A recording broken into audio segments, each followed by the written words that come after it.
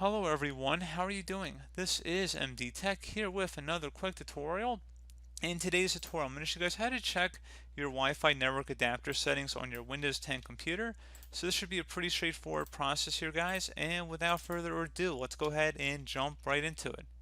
So we're going to start by opening up the Start menu. Type in CMD. Best result should come back with Command Prompt. Go ahead and right click on that and select Run as Administrator. If you receive a user account control prompt, go ahead and select yes. And now I will have a command in the description of my video. I want you guys to copy it and then go up to the top bar of the command prompt window here, right click on it, select edit and then select paste to paste it in. So it appears that the auto config service is not running. We're going to have to start up the service first. So if you come across this message, as in my case, you're going to have to open up the start menu, type in services. Best result should come back with services listed right above app. Go ahead and open that up. And now we're going to go down to wireless auto config service.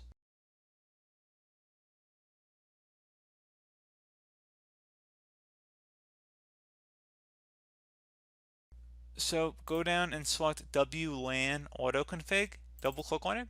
Service status, you want to go click on start and then select OK. Now I'm just going to minimize out of here. I'm going to paste the command back in.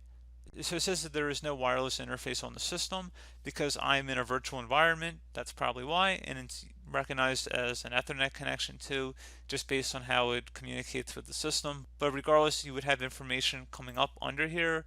If you were using a Wi-Fi connection, it would give you your name, description, network type, cipher, connection mode, that kind of thing. So pretty straightforward process, guys. Do hope that I was able to help you out, and I do look forward to catching you all in the next tutorial. Goodbye.